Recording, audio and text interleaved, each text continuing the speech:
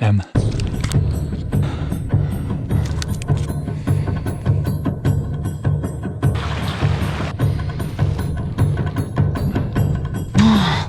Piču. Tenhle strom je hustý. Poslední krok.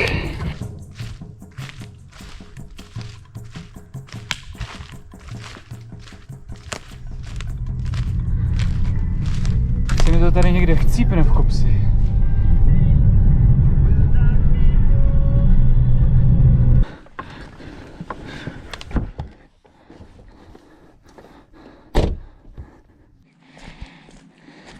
Lezení na stromě může vypadat jako prdel. A vlastně to i prdel je. Hlavně teda vejš je to sranda. Ale dostat se tam vyžaduje velkou silovou vytrvalost občas. A tak lezení je především trénink silové vytrvalosti. Tenhle strom je hustý. Ten jsem les asi měsíc zpátky. Byl ještě plný listí. Hodně zábavný, dá se jít až do špice. Na jaře polezu znova.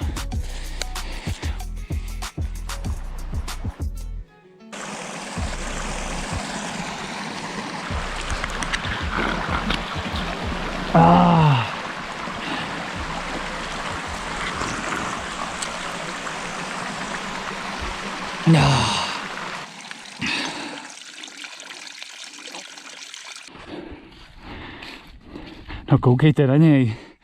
Wow. Někdy příště.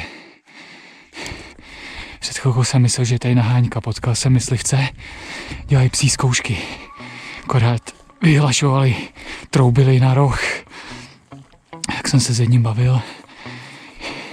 Moc se teda netvářili, že tady někdo prochází, ale byli v pohodě. Tak za chvíli mě kousne možná pes do prdele tady někde.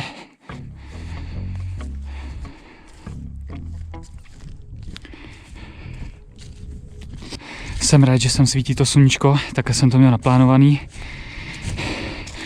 Strom už bude suchý, aspoň z téhle strany.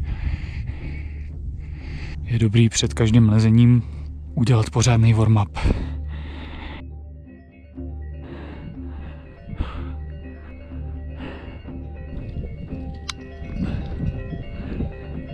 A samozřejmě, když jsem naposled les tenhle strom, tak jsem všechno tohle podcenil. Pičo. Křeč v noze. Na pravý. A pak jsem někde, nevím, ve 3 metrech třeba, ale i 3 metry jsou dost vysoko, vzhledem k tomu, že ještě pod váma je, nevím, 5metrová skála, tak jsem tam zůstal zaseklej v křeči. Tohle rozhodně dneska nechci znova podstupovat. Fouká vítr.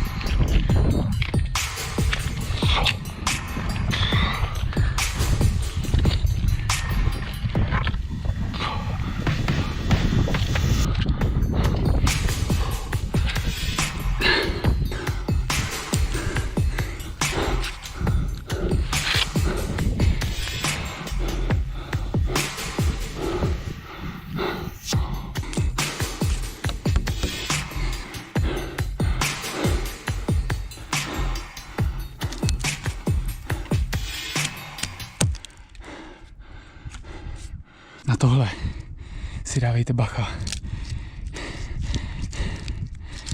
Ta kůra, tady třeba zrovna ne, ale stává se, že ta kůra se sama takhle celá žvejkne a úchop je v prdeli.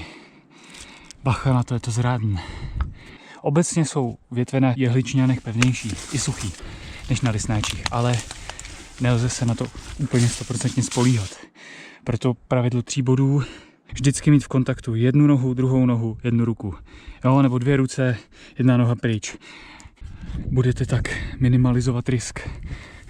Dobrý je se taky zapírat kolenem. Je to v podstatě 1 noha, ale 2 body, kterýma se držím. První asi pevná větev. A tady začíná ta zábavná část. Všechny větve pevný, je to jak žebřík.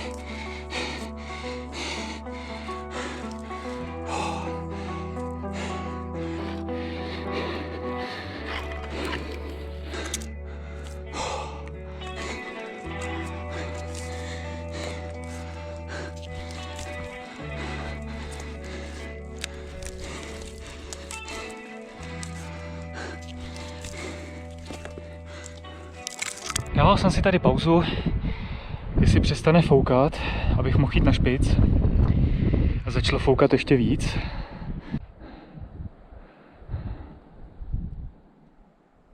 Jdem. Je to nárazový. Každou chvilku začne foukat, pak zase přestane. Tady nahoře je pak třeba myslet na to, že ty větve, byť začalo foukat, že ty větve třeba nejsou suchý, ale stejně jsou už měkký, prasknou snadno. Bacha na to, kam šlapete. Je tady už hodně tenkých větví, je to o hubu. A zejména, když fouká ten vítr. Pič! Držet se blízko kmene. Je to důležitý. Nebejt od něj takhle daleko vyhnutý. Protože samozřejmě tu špic tou váhou svojí můžete zlomit. Poslední krok. A jsem tam.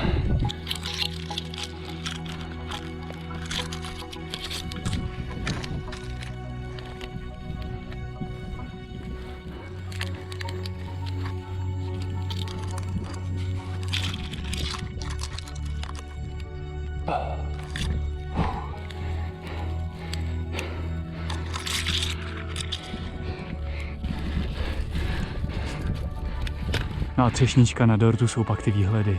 Koukejte na to. Koukejte na to. Dále jak začíná ta inverze.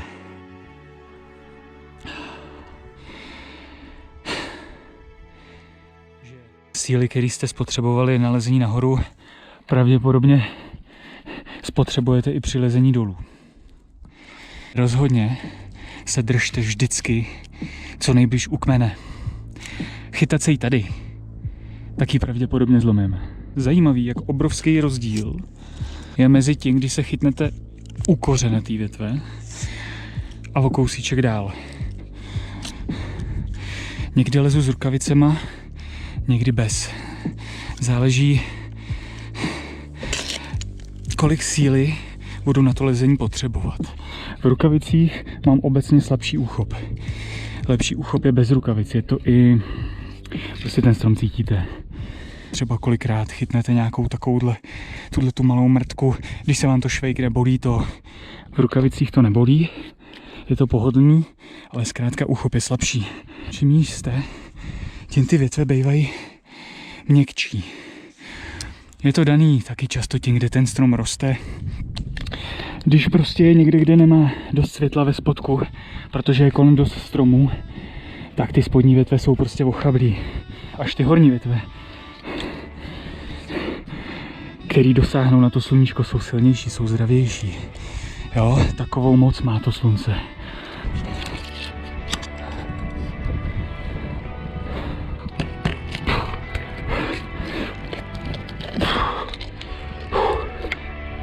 Kdyby pode mnou byla rovina, tak to skočím, ale pode mnou je skála.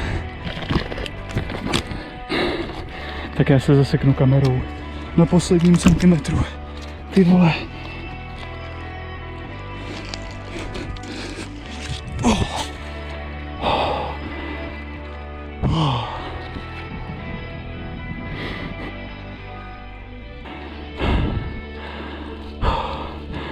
Nevím, jestli je ta smola vidět.